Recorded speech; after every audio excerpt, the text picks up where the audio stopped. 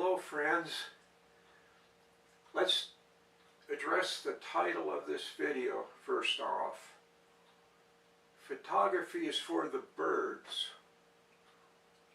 And what I mean by that is this time of year, it's pretty drab outdoors. It's either that or you're shoveling snow, and snow can make a beautiful background for any photography, but many places, like where I live here in northwest Arkansas, we'll get 2 or 3 really cold days, and then we'll get a couple nice and warm days with the sun real bright, and then we'll get some snow once in a while, but not that often, okay? So basically we're looking at brown grass and leaves off the trees, and we're looking at just a dull, environment. And so even photographers that have done photography for many years, it's like, ah man, I don't even want to go and shoot today. What is there to shoot, right? And which reminds me, I went out last night and I missed the golden hour, but I got in on the blue hour, and to our little park. It's about 4 miles downriver, and it's right in the little town of West Fork, Arkansas, and it's called Riverside Park.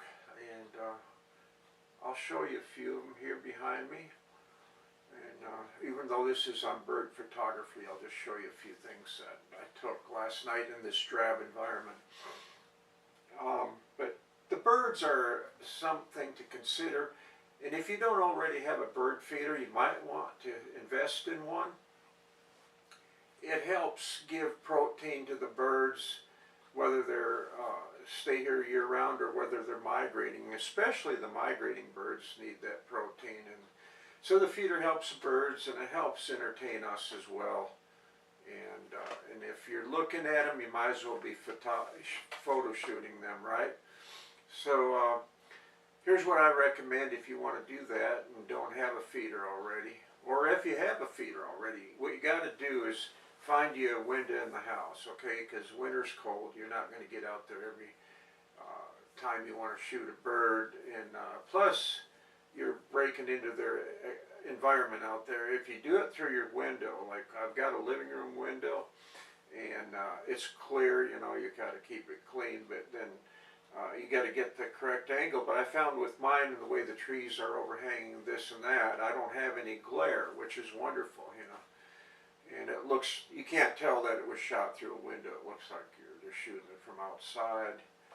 And so of course you can get wild birds this time of year too, but you could spend the whole day trekking around the woodlands and the parks, and you'll probably see more different birds, variety-wise, in your bird feeder over several minutes than you're going to see trekking all day. Not that trekking all day is not that it isn't a good idea, because I took a trek last night just to go to the park, because I thought I want the exercise and I might see something down there. Well, I did start seeing something with the cliffs and the caves and the water, the river, etc., etc. So get that feeder, move the one you got perhaps, or get another one and just start anew, but get it as close as you can to the window. Now, those that have cell phones, the cell phone's more limited, and with telephoto lens, it's so what you need to do there is probably, unless you got some attachment that magnifies things, but get the feeder even closer, okay, to that window. And you can test this, it's easy to, use your head. You'll be able to test it, see where it's optimal, for no glare and for close enough where you can fill the photo. I like to fill my frames with a bird, a single bird, or back off a little bit and with my telephoto lens, and then just get maybe 2 birds. But I like to fill the frame with colorful birds. Some rather have a lot of foliage or things around it, and then the birds are kind of small. Whatever works for you. But if you want to fill the frame, you know, you have to be either close enough with the camera lens, or if you got a telephoto lens, it's got to be a long enough telephoto to pull in that bird, you know, make it big. So I measured yesterday. I've had the feeder out there a couple of years, and I measured yesterday, and it's 20 feet in round figures from where the feeder is to my camera lens, okay? I'm about 2 foot in on the window, from the window, and then from there it goes out another 18 feet. So I'm about 20 feet away. And here's a couple pictures of cardinals, a couple cardinals there together. And that's one of the sharpest pictures I've ever taken of a bird, and of birds. And then I've got a female cardinal by herself. That turned out nice too. So that being stated, birds are by nature hard to photograph. I mean, anybody who's tried it knows that's the truth. So are butterflies, as far as that goes, are fluttering around. Well, birds are almost as bad. They're twitching and moving, and so in the wild it's really tough taking a picture of a bird because they're bouncing around so much, and you got such a distance, and then that distance changes, and they're over here, they're over there.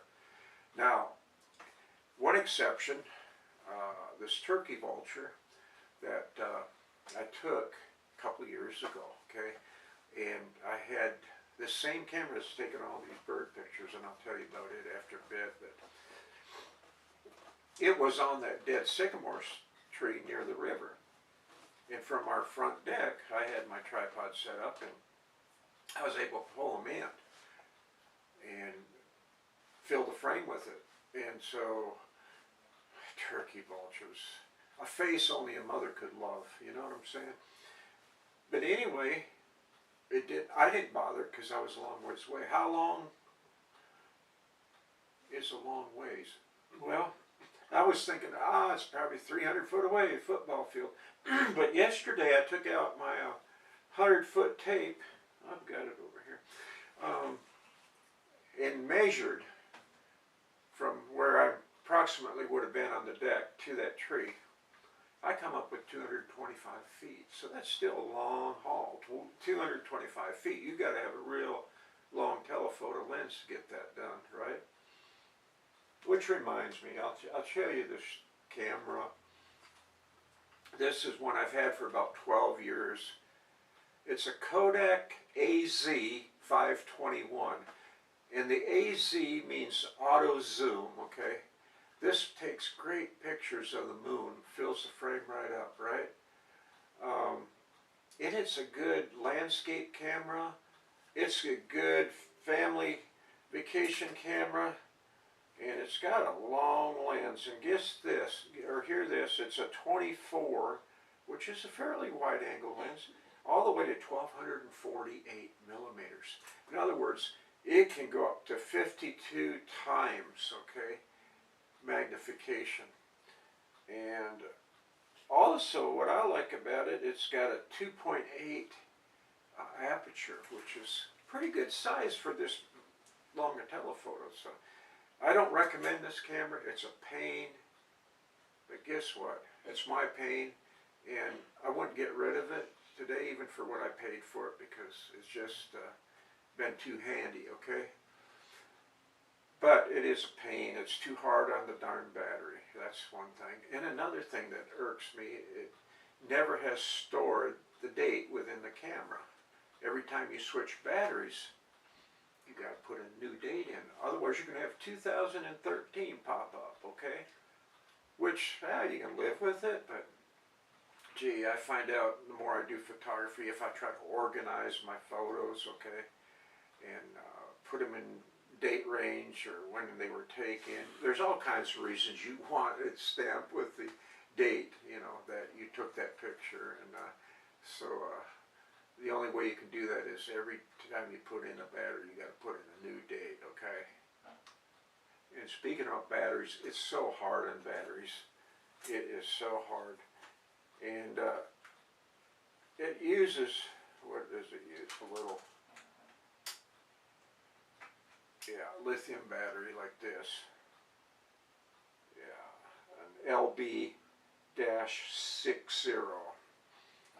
But anyway, I paid about $200 brand new. They don't make this model anymore, but if you can find this AZ521 model, I've seen them as low as $50 used, okay? So, not a big investment. If you buy a new one now, you'd have to go, I think it's the AZ528, which is an upgrade of this, but it's the same 16 megapixel camera with the same long lens on it. And if I turn it on, they don't look long, but believe me, this little lens. So it's all around great camera, family vacations, everyday photographs, and birds. Good for that, and it's good for little animals, squirrels, whatever. Wildlife in general, deer, whatever, you know, this.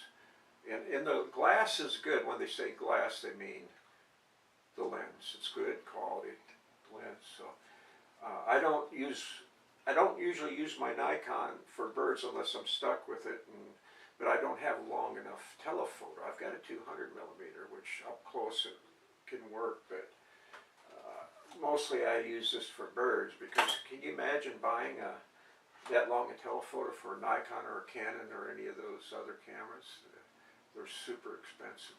But and here's the thing, I don't recommend this camera. It's a pain, but they're all pains in their own way. You get used to them, and you learn their idiosyncrasies is what happens, okay? So, or you can pay big money. You can pay a couple grand or more for a brand new camera, like my friend did the other day. We talked about, I think in the last video. It's not the camera, it's a photographer, right? So, but you're going to have, those cameras will have idiosyncrasies too, okay? We're not going to go over old territory if I can help it, so we talked about that last week. And the best way, if you're buying an old used camera going back maybe 12 years, like this camera here, or like a couple of my Nikons go back 12, 13 years. If you're doing that, do this first. Do a Google search on that camera. Let's say it's a Nikon D5200 like it's filming us right now, and see what the reviews say. The reviews are out there, and those reviews took place when that camera first came out, a lot of them. Some reviewed years later too, okay? But that original review is going to be accurate today, because the camera hasn't changed. It's the same camera that came out when it came out. So those reviews are very accurate even today. So do your homework.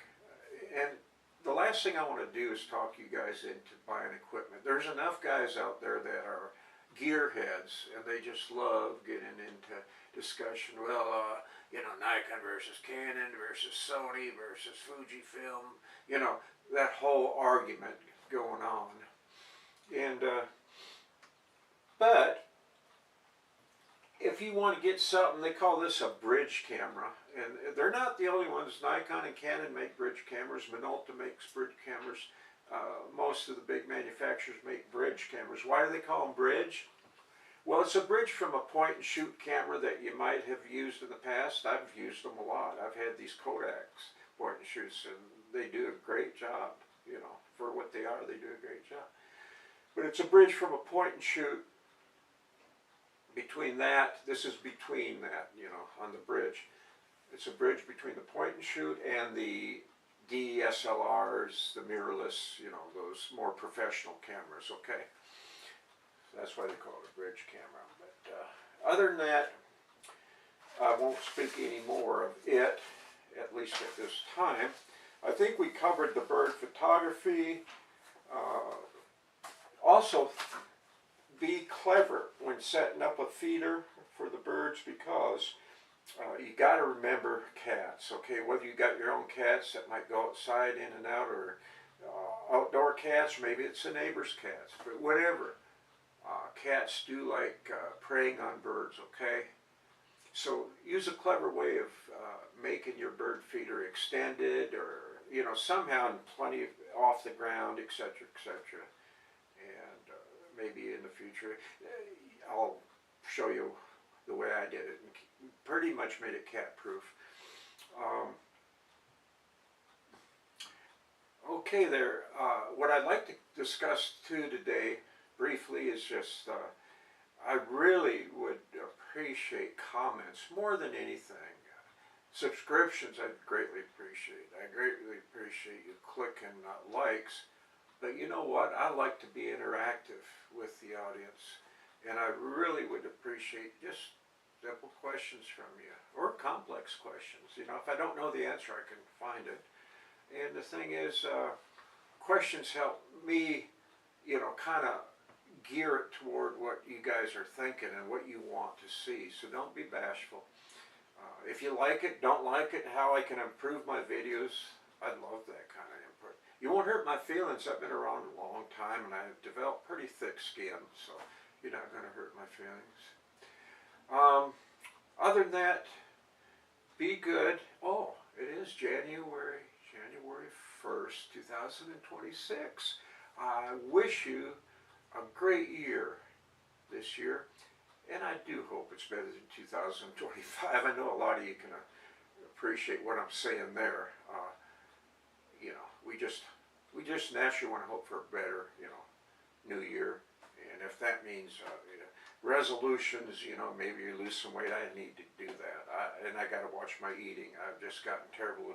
I stay up late and then I end up snacking, and it's just a horrible thing. But dang it, I used to have great willpower, and I know I can still muster it up if I need be. So it's a great time to just, if photography, shooting more pictures is what you feel you want to do, just start it now.